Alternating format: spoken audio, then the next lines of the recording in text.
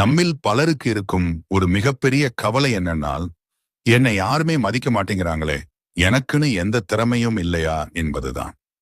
அப்படி நினைப்பவரா நீங்க? அப்போ இந்த கதை உங்களுக்காகத்தான். இந்த கதையை முழுமையாக கேளுங்கள்.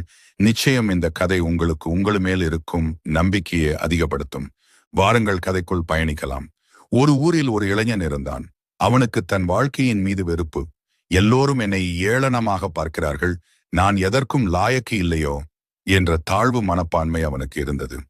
ஒரு நாள் அவன் ஒரு பெரிய மகானிடம் சென்று, குருவே, எனக்கு என்னதான் மதிப்பு? நான் ஏன் இந்த பூமியில பிறந்தேன்? என்னை யாருமே ஒரு மனிதனாக கூட மதிப்பதில்லை. எனக்குள் திறமைகள் இருந்தும் என்னை ஏளனமாக பார்க்கின்றனர். பணம் இல்லை என்று என் உறவினர்கள் என்னை வெறுக்கின்றனர். இதனால் என் மேல எனக்கே வெறுப்பு வருகின்றது. நான் ஏதற்கும் தகுதியற்றவன் என்று தோன்றுகிறது என்று கனமான இதயத்துடன் தன்னுடைய ஆதங்கத்தை குருவிடம் கூறினான்.